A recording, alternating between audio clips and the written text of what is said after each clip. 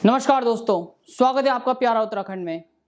हरक सिंह रावत जो कि चुनाव से ठीक पहले भारतीय जनता पार्टी से निष्कासित करके कांग्रेस में चले गए थे, आज एक और खुलासा उनके खिलाफ हुआ है। एक और बड़ा घोटाला उनके खिलाफ सामने आया है।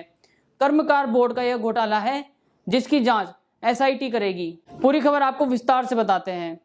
पिछली सरकार में कर्मकार बोर्ड के जरिए साइकिल वितरण प्रकरण की एसआईटी जांच होने जा रही है। विभाग की प्रारंभिक जांच में यह बातें सामने आई हैं कि बोर्ड ने जरूरत से ज्यादा संख्या में साइकिलें खरीदी थी। उस समय यह जो बोर्ड है यह हरक सिंह रावत के अंडर आता था और जरूरत से ज्यादा, जितनी जरूरत नहीं थी साइकिलों की, उससे भी ज्यादा साइकिलें खरीदी थी। साथ ही जो साइकिलें खरीदी थी उन साइकिलों को अपात्र व्यक्तियों को भी दिया था, मतलब जो उसके लायक नहीं थे, जिनको जरूरत नहीं थी, उनको भी वह साइकिलें फर्जीवाड़े में दे दी गई। बोर्ड पर श्रमिकों को दी जाने वाली साइकिलों के वितरण में धांधली के आरोप लगे थे, जिसमें बोर्ड के कामकाज की विभागीय जांच भी बैठी गई थी, जिसमें यह बात सामने आई थी कि एक तो कर्मकार बोर्ड ने जरूरत से ज्यादा साइकिलें खरीद ली हैं, जिनकी जरूरत नहीं थी, जितनी जरूरत थी उससे कहीं ज्यादा साइकिलें खरीद ली हैं, जिन्हें अभी तक पूरा बांटा भी नहीं जा सका है। उस पर श्रमिकों के नाम पर कई अपात्रों को साइकिलों की वितरित की गई, मतलब जिसको जरूरत नहीं थी उसको भी वह साइकिल दी गई।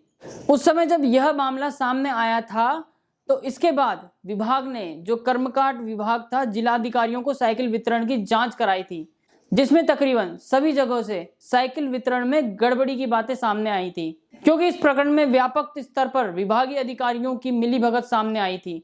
इसीलिए इस मामले की तटस्थ जांच एजेंसी से जांच की सिफारिश की गई थी।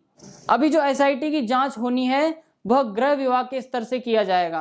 कर्मकांड बोर्ड की एसआईटी जांच के फैसले से पूर्व मंत्री हरक सिंह रावत की मुश्किलें बढ़ सकती हैं।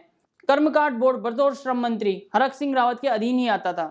उस समय की त्रिवेंद्र सरकार के समय इस घोटाले की शुरुआती जांच होने से हरक सिंह रावत और सरकार के बीच में दूरियां बढ़ गई थी। आखिरकार हरक सिंह रावत ने ठीक चुनाव से पहले भारतीय जनता पार्टी से अलग हो गए, यानी कि भारतीय जनता पार्टी ने उनको निष्कासित कर दिया और उन्होंने कांग्रेस का दामन थाम लिया। एसआईटी की जो जांच है वो हरक सिंह रावत के करीबियों के पास भी आ सकती है। कांग्रेस तब कर्मकार बोर्ड को लेकर सरकार को घेरती रहती थी, लेकिन अब कांग्रेस क्या करेगी जब हरक सिंह रावत ही खुद कांग्रेस में आ गए और उसके मुख्य आरोपी हरक सिंह रावत ही हैं। साइकिलों के घपलों के मामले में शासन ने देहरादून, हरिद्वार, पौड़ी और उधम सिंह नगर के जिलाधिकारियों से जांच करवाई थी, क्योंकि इन्हीं 4 जिलों में सबसे अधिक साइकिलें बांटी गई थी। जिलाधिकारियों ने भी अपनी रिपोर्ट में साइकिल वितरण में गड़बड़ी की पुष्टि की थी। उस समय बताया जाता है कि जितनी साइकिलें आवंटित की गई थी उतनी मौके पर नहीं बांटी गई थी।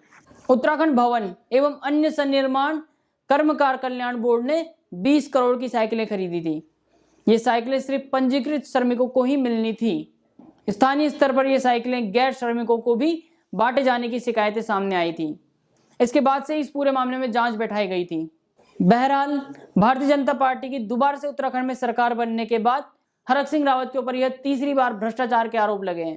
पहला आरोप लैंसडाउन के विधायक दिलीप सिंह रावत ने हरक सिंह रावत पर लगाया था भ्रष्टाचार का। दूसरे आरोप में जब हरक सिंह रावत वन मंत्री थे तो उन्होंने कॉर्बेट नेशनल पार्क में बिना किसी के इजाजत के पेड़ कटवा डाले। और तीसरा आरोप यह कर्मकांड बोर्ड का लगा है, जहां पर 20 करोड़ के साइकिलों के घोटाले का मामला सामने आया है। ये तो आने वाला वक्त ही बताएगा कि आगे हरक सिंह रावत पर कितने ज्यादा और भ्रष्टाचार के आरोप लगेंगे। जय हिंद।